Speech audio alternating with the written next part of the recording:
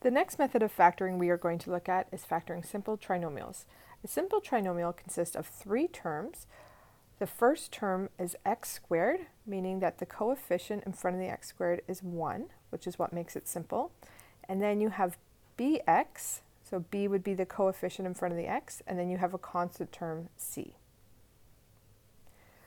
So our method for factoring simple trinomials is to find two methods that multiply to your last term c and add to your middle term b. And then you write the two brackets with x at the beginning, and then you write the two numbers that satisfy these conditions above. So we'll do three examples. In this first example, I have x squared plus 6x plus 8. So here, b is 6 and c is 8. So I want to find two numbers that multiply to 8, and those same two numbers need to add to 6. So I can see that those two numbers are 4 and 2. So then I write those solutions. Again, I have my two brackets, x at the beginning of each bracket, and then I would just write my solutions, plus 4 and plus 2. If I was to expand these sets of brackets and simplify, I would get this expression back. The next example is slightly more complicated because of this negative sign, but the method is still the same. So b is negative 5 and c is 6. So I'm multiplying to two numbers that multiply to positive 6, and those same two numbers have to add to negative 5. Because I am adding to a negative number but multiplying to a positive number, I know that my two numbers that I'm going to choose are both going to be negative, because two negatives, because they have the same sign, will multiply to a positive, but I need two negatives to add to a negative number. So here I'm going to choose negative 2 and negative 3. And I will put that in my brackets, so it's x minus 2 and x minus 3. In my third example, I have x squared minus 3x minus 10, so b is negative 3 and c is negative 10. So this one's a little bit more complicated because I have two negatives that I'm dealing with. So I want to multiply to a negative number and add to a negative number. When I multiply to a negative number, that means my signs are going to be different. So I can see that the difference between my two numbers should be 3. So 5 and 2 multiply to 10, and the difference between them is 3. And because I want to multiply to a negative number, one of these needs to be negative, and because I'm adding to negative 3, that means the larger number is negative. So just do a quick check on that. Negative 5 times 2 is negative 10, and negative 5 plus 2 is negative 3. And then I will write my answers in the brackets. So x minus 5, x plus 2. The next method of factoring we are going to look at is factoring complex trinomials using decomposition. So in this case, this is a complex trinomial because the coefficient in front of x squared is a number other than 1. We still have b in front of our x term and c is our constant term. The first thing you should always do is just look at the terms and make sure you can't pull out a common factor, because if you can, it might end up being a simple trinomial. But if you can't, then you will have to use decomposition. So for decomposition, you multiply the a and c values together, and you need to find two numbers that multiply to that value and still add to the middle term b. Then we decompose the middle term. Then we have to common factor the first two terms and the last two terms, and the end product is two binomials. So we will do three examples. In the first example, we have 2x squared plus 11x plus 12. Just take a quick look. I cannot take a common factor, so I'm going to use decomposition. So I'm going to multiply 2 and 12 together to get 24. So that means I need to find two numbers that multiply to 24, and they need to add, those two numbers need to add to 11. So that will be 3 and 8. So then what I do is decompose my middle term. So 11x will become 8x plus 3x. Now the order doesn't really matter, but I wanted to put the 8 first because the 2 and 8, and I can pull out a common factor from those two, and 3 and 12, I can pull out a common factor from those two. If you have them the other way, it will work as well. Your common factor might just be 1. So I'm going to finish writing that full expression. So it's 2x squared, I just carry that down, plus the 8x plus 3x, and then plus 12. So basically, instead of having 3 terms, I now have 4 terms. I decompose that 11x to 8x plus 3x. And now I kind of treat this as 2 separate problems to take a common factor from. So I'm going to just kind of draw a dotted line in the middle to think of take a common factor from the first 2 terms and take a common factor from the second 2. So when I do that, I can factor out 2x from my first 2 terms, and I'm left with x plus 4.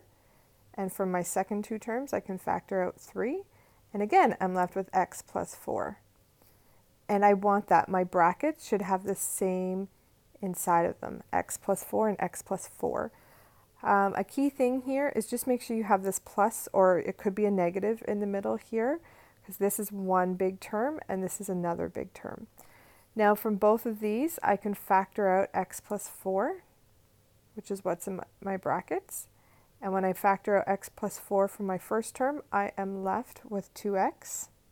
And when I factor out from my second term, I am left with 3. And so that is my answer. My end product has 2 binomials. And if I was to expand this, I would get this expression back. In the next question, I want to factor 6x squared minus 1x minus 2. Again, just make sure to see if you can take a common factor, which you cannot. So now we are going to decompose this middle term. So I'm going to multiply a and c, so 6 times negative 2, which is negative 12. So I need to find 2 numbers that multiply to negative 12. And those same 2 numbers need to add to negative 1, our middle term. So I get negative 4 and positive 3. So I'm going to split that middle term to negative 4x plus 3x. So my expression becomes 6x squared minus 4x plus 3x minus 2. And now I'm going to take a common factor from the first 2 terms and a common factor from the second 2 terms. So the first 2 terms, my common factor is 2x, so I'm left with 3x minus 2. And from my second 2 terms, my common factor is 1. So again, I'm left with 3x minus 2. So again, inside my brackets are the same thing. So my answer is going to be 3x minus 2. When I pull that out from the first term, I am left with this 2x. So I'm going to write another bracket with 2x. And when I pull out 3x minus 2 from my second term, I'm left with just 1. So I'm now going to write plus 1. And again, I'm done. I have 2 binomials as my answer, and you can check by expanding your answer. In the last question, I want to factor 3x squared plus 17x plus 10. Again, look for a common factor. There is none, so I'm going to decompose the middle term. So I need to find 2 numbers that multiply to 30, which is 3 times 10, and 2 numbers that add to 17. So those 2 numbers are 15 and 2. So I'm going to decompose the 17x to 15x and 2x. And again, in front, I have 3x squared. And at the end, I have plus 10. And I should just make sure I have a plus in between the 3x squared and the 15x. I didn't write it before, so I'm writing it now. And then I'm going to common factor from the first 2 terms. So I'm left with, or I have 3x, I'm left with x plus 5. And then from the second 2 terms, my common factor is just 2. So I'm going to write plus 2.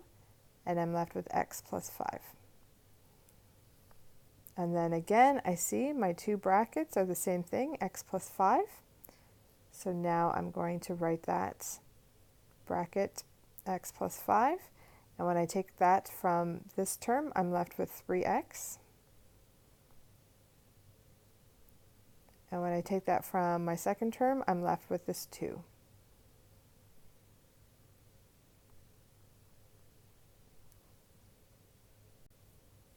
We are now just going to take a couple minutes to talk about factoring perfect squares. So here I have an example of x squared minus 10x plus 25. You should recognize that this is a simple trinomial because it has three terms and it has 1x squared in front. So you factor this by finding two numbers that multiply to 25 and add to negative 10. Those two numbers are negative 5 and negative 5. So you can write that as x minus 5 squared. But if you are able to recognize that half of negative 10 is negative 5 and negative 5 squared is 25, then you are able to recognize that this is a perfect square.